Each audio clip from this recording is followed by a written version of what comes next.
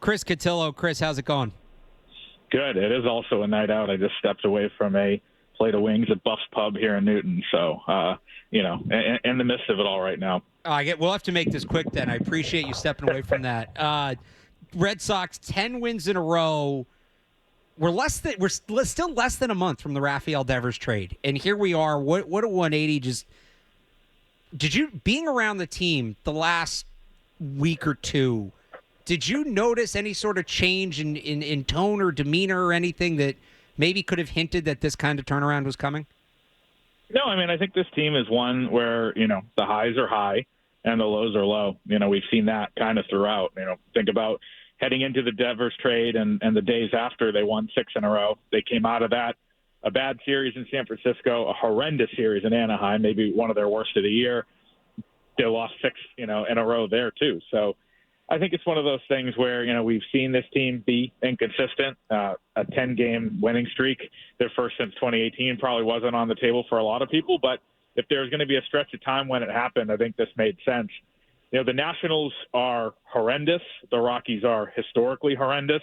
And I think they caught the Rays at a good time where offensively, we saw what they were over those 4 days at Fenway. So it's not taking anything away from the Red Sox. You can only play the schedule put in front of you. But honestly, good teams should sweep Washington and Colorado with, what they were throwing out there for those 6 days. I think where you can really be satisfied or encouraged is in the 4 days against the Rays. That was, a real test against a team that, puts the ball in play usually, pitches well usually, and we saw a lot of that over the weekend, some low-scoring games. And now the challenge is just making sure the momentum doesn't go away and what's going to be a really, really tough 9-game gauntlet coming out of the break. Yeah, you mentioned that. They'll get a reality check here. It's the 3 first-place teams in the National League, the Cubs and Phillies, both on the road, and then the Dodgers come to Fenway. That's kind of it before the All-Star break. What is a successful stretch here for you, whether that be a record, whether that be a kind of showing? I'm sure there will be maybe some deadline decisions that could hinge on this. Look, if they sweep it, that would be great. I'm not expecting it. I'm not counting on it. What's a successful stretch here over the next 9 games? Yeah, if they were to win all 9 in a row, I'm booking out hotels for October, on the Marriott app, easy. But, I think realistically, you look at 4 and 5 or 5 and 4 just to keep a head above water, 9-game stretch, and you're pretty happy with that. If you go 500 against the good teams and beat up on the bad teams, which they just did, again, against Washington and Colorado especially, you're going to be in good shape by the end of the year. I think they're at the point now where, I wrote in Washington a week ago that they're at the point where these wins matter these games matter because Breslow was charting whether he was going to buy or whether he was going to sell. That decision, I think, has to have been made. He wanted to buy before this stretch. Now it's just kind of reaffirmed that they are going to be buyers and they do have needs. So, this is an important stretch, as in the fact that they're going to be tested against really good teams. I think it's not going to determine their deadline fate. But really, it's just about kind of setting the tone, I think, because, we don't have to look too far. A year ago, I think they started July 9-3 or 10-2 or something like that. They had a big series against the Royals at home right before the break. They were flying high. They're 10 games over 500, looking like a good team. They went to LA and got swept. They went to Colorado and lost 2 out of 3 right after the break. And from there, it was kind of an uphill climb. So, this will be important just kind of as a litmus test. I don't think it's going to determine their deadline fate. But, good thing for them is that Friday they play that afternoon game at Wrigley. So they don't have to wait until Friday night to get back going. They'll be the first team or one of the first 2 teams to get back underway. And I think, keeping the momentum going is huge. Again, we're talking to Chris Cotillo of MassLive. So last year, with this 3rd wild card spot, 10 games over 500 got you in the playoffs. The Red Sox are currently 8 over. You mentioned, the 10-game winning streak maybe isn't exactly reflective of who they are. Some of those low lows maybe isn't exactly reflective of who they are either. But, essentially they're 2 games off a playoff pace at this point. Is that, and it kind of feels dumb to ask, they're sitting there as the 2nd wild card. Are they realistically a playoff team? But is this a team that can get to 10 games over 500 and finish the season, you think? 10 games over 500?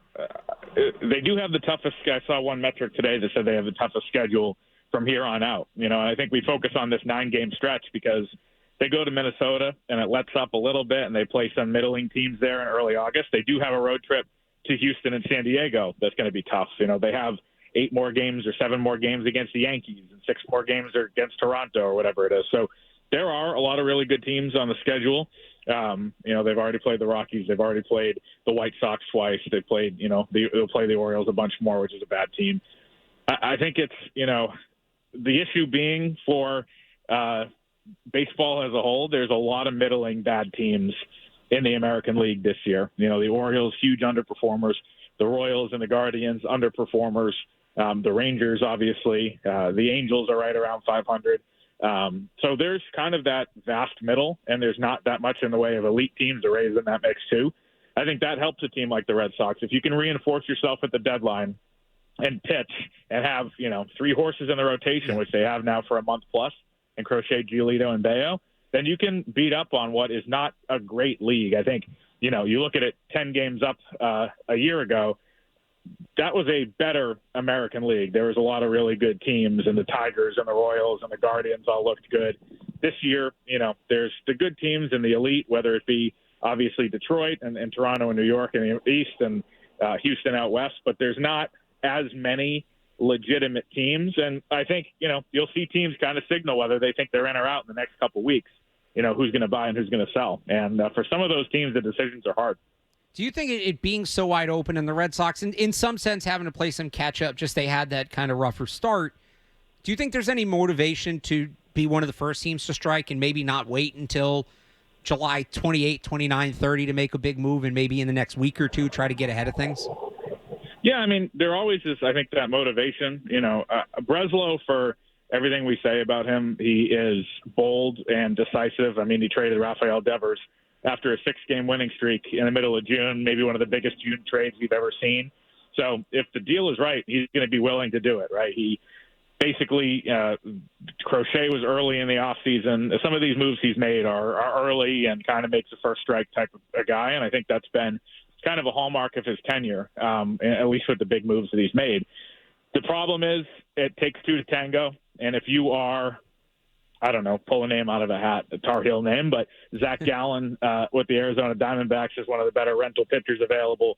If you're the Diamondbacks, why make a move on July 18th or 19th when you can wait until the 31st and say best and final offers at 3 p.m.? I mean, that's why these things kind of work the way they do. That's the way that, the market is intended to work, where, teams can wait it out and get teams to outbid each other. So the deadline with the expanded playoffs has become a real seller's market the last few years, where, these teams are all, there's few good players available and a lot of teams that think they have a chance. So that means bidding wars, and that means, late July trade.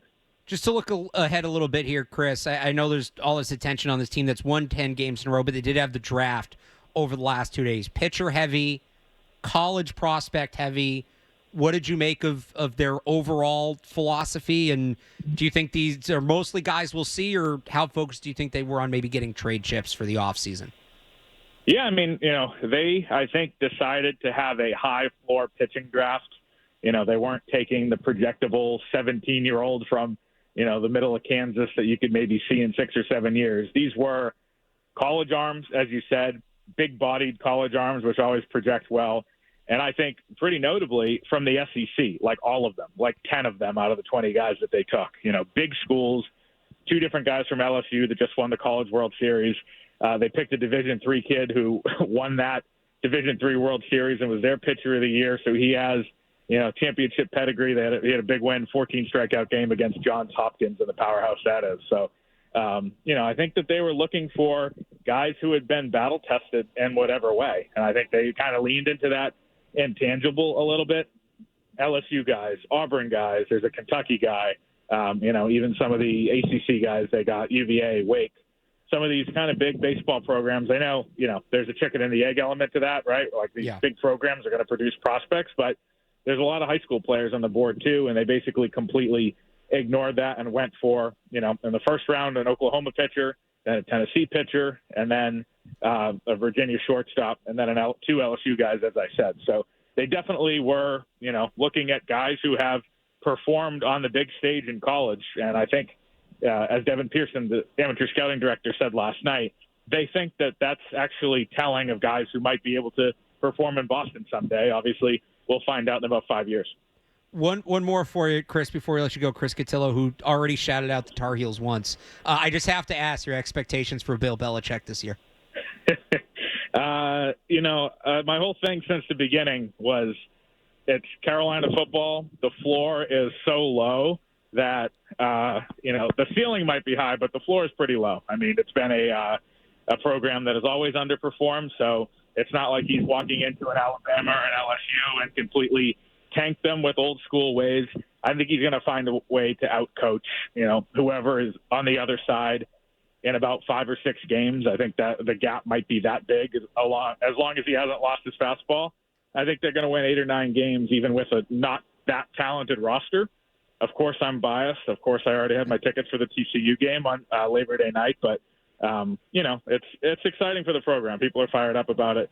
Ticket prices are high, and Chapel Hill is going to be rocking. So thanks, Bill, for coming. Chris Cotillo covers the Red Sox for MassLive, and I'm sure he'll have plenty of UNC Bill Belichick tweets on social media at Chris Cotillo. Chris, thanks for joining us, and hopefully the wings aren't too cold when you get back. I appreciate it. Thanks.